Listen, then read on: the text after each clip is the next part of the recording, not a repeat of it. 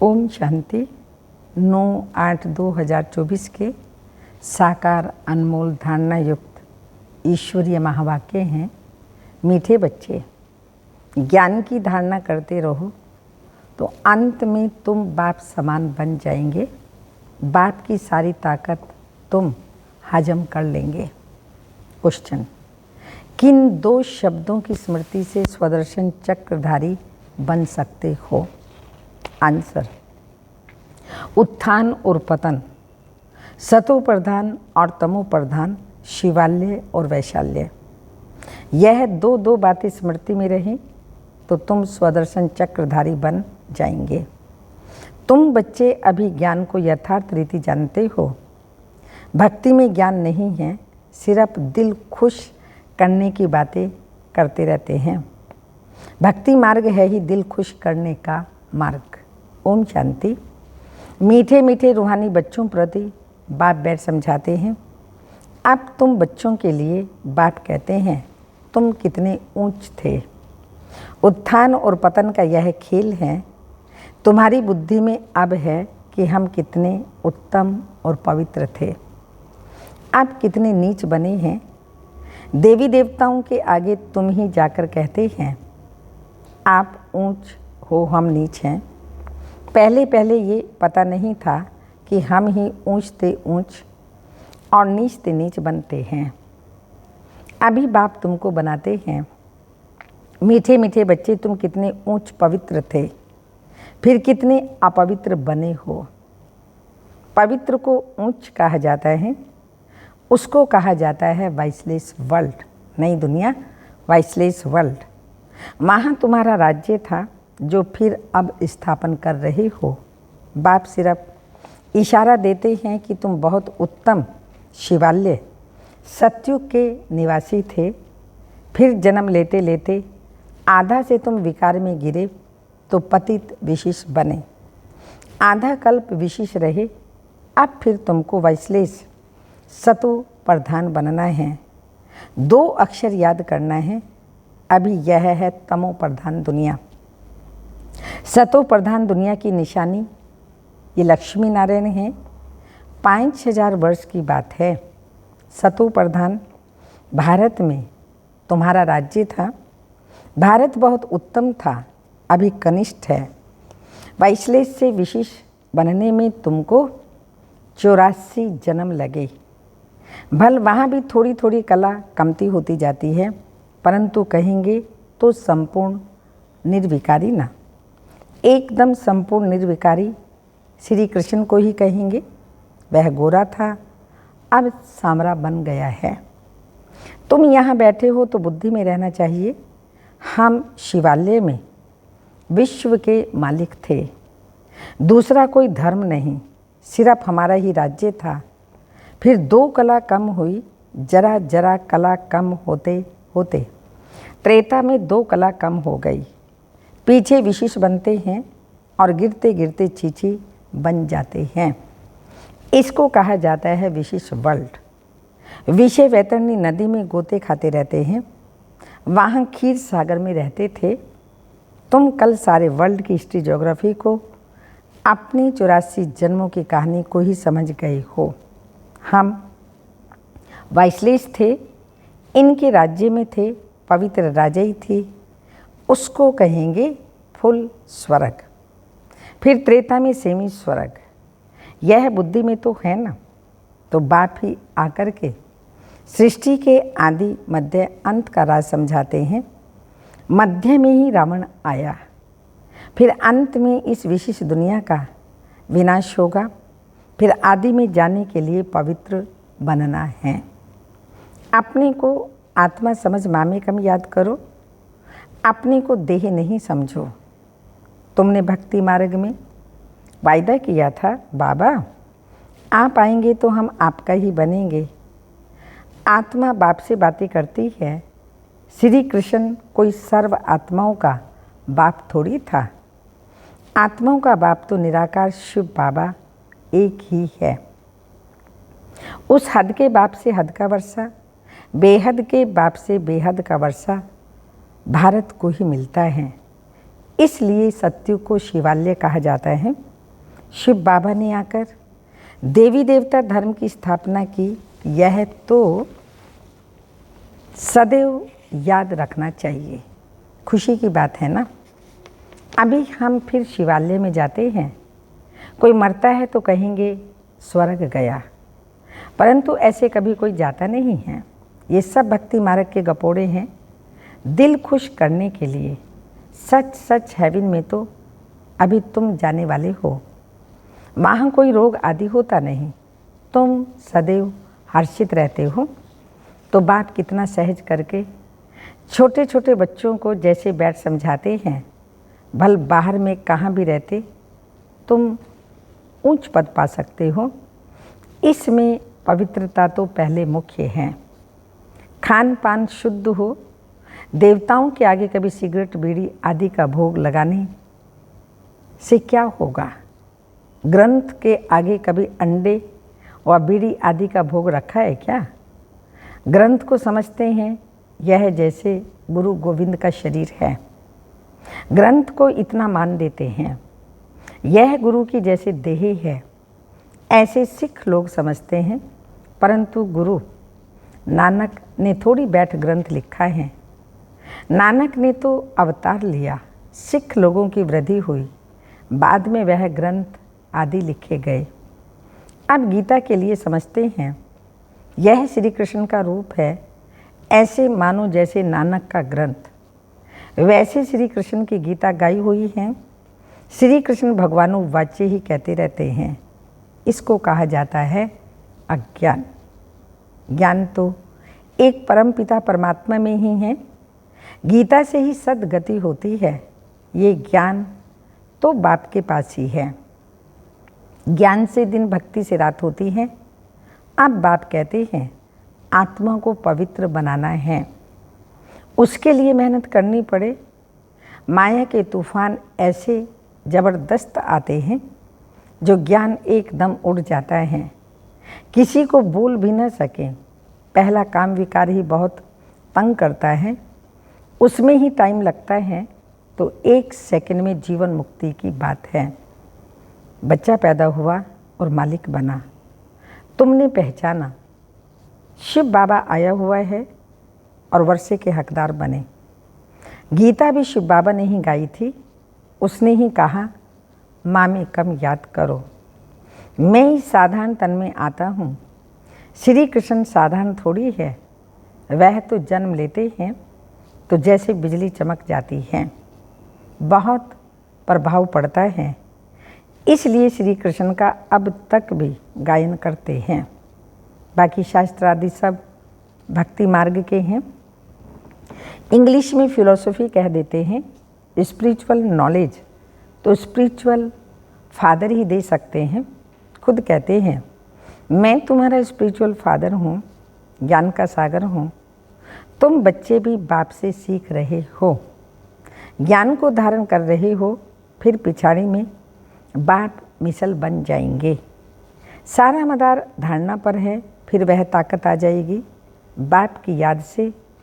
याद को जौहर कहा जाता है। तलवारों में भी फर्क तो होता है ना। वही तलवार 100 रुपये वाली भी होती है, वही तलवार 3-4 हज़ार की भी होती है। बाबा तो अनुभवी है ना। तलवार का बहुत मान होता है। गुरु गोविंद सिंह की तलवार का कितना मान है। तो तुम बच्चों में भी योग का बल चाहिए, तो ज्ञान तलवार में जौहर चाहिए।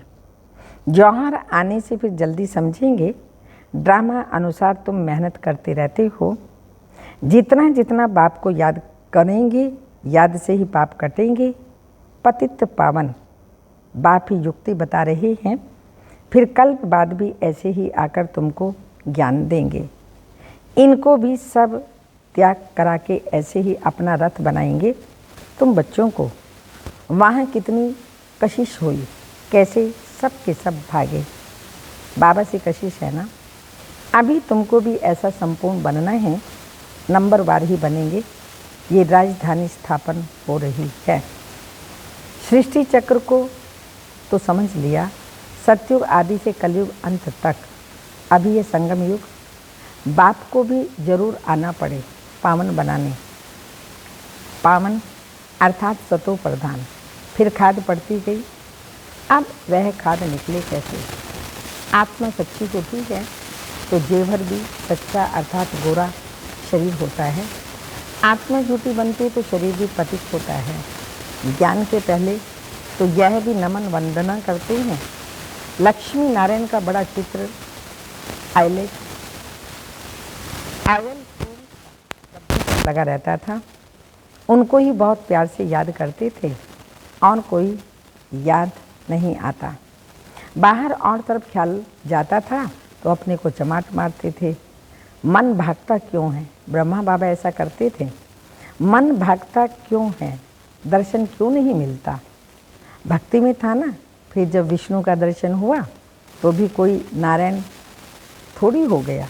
पुरुषार्थ तो जरूर करना होता है। एम ऑब्जेक्ट तो सामने खड़ी है। ये चैतन्य में थे जिनका जड़ चित्र बनाया बाप आया पावन बनाने। नर से नारायण बनाते हैं। तुम भी उन्हों की राजधानी में थे। फिर ऐसा बनने का पुरुषार्थ करते हो तो अच्छी रीति फॉलो करना चाहिए। ब्रह्मा को देवता थोड़ी कहा जाता है। विष्णु देवता ठीक है। मनुष्यों को तो कुछ पता नहीं है। कहते हैं गुरु ब्रह्मा गुरु विष्णु आदि आदि। अब विष्णु गुरु किसका हुआ? सबको गुरु कहते रहते हैं। शिव परमात्मा ही नमा। उनको गुरु उनको परमात्मा कह देते हैं। सबसे बड़ा तो बाप है ना। उनसे हम यह सीख रहे हैं औरों को सिखलाने के लिए। सतगुरु जो तुमको समझाते हैं वह तुम औरों को समझाते हो। गुरु को ऐसे नहीं कहेंगे कि यह बाप है टीचर है, नहीं। तो यह सारी नॉलेज तुम्हारी बुद्धि में होनी चाहिए।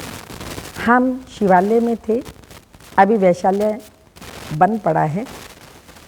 फिर हम शिवालय में जा रहे हैं। कल कहते थे ब्रह्म में लीन हो गया। भल कहते थे ब्रह्म में लीन हो गया। ज्योति ज्योत समा गया। परंतु आत्मा तो अविनाशी है। हर एक में अपना अपना पार्ट भरा हुआ है। सब एक्टर्स हैं। उनको अपना पार्ट बजाना ही है। वह कभी मिट नहीं सकता। जो भी सारी दुनिया की आत्माएं हैं उनको पार्ट बजाना है। जैसे कि नई सिर शूटिंग होती जाती है, परंतु यह अनादि शूटिंग हुई पड़ी है। ये वर्ल्ड की हिस्ट्री ज्योग्राफी रिपीट होती रहती है। ये वंडरफुल सितारा है जो भ्रकुटी के बीच में चमकता है, कभी भिजता ही नहीं। ये ज्ञान तुम्हारे में आगे नहीं था। Wonder of the world, heaven अथवा स्वर्ग नाम सुनकर दिल खुश होता है। अभी तो सतयुग है नहीं, अभी है कलयुग। तो पुनर्जन्म भी कलयुग में ही लेंगे। जाना तो सबको जरूर है, परंतु पतित आत्माएं तो जा ना सके। अभी तुम बच्चे पावन बन रहे हो योग बल से। पावन दुनिया गॉडफादर ही स्थापन करते हैं, फिर रावण हेल बनाते हैं। ये तो प्रत्यक्ष है ना। रावण को जलाते हैं ना। मनुष्य तो कहते हैं ये अनादि चला आता है, परंतु कब से शुरू हुआ? कलयुग को फिर 40,000 कह देते हैं।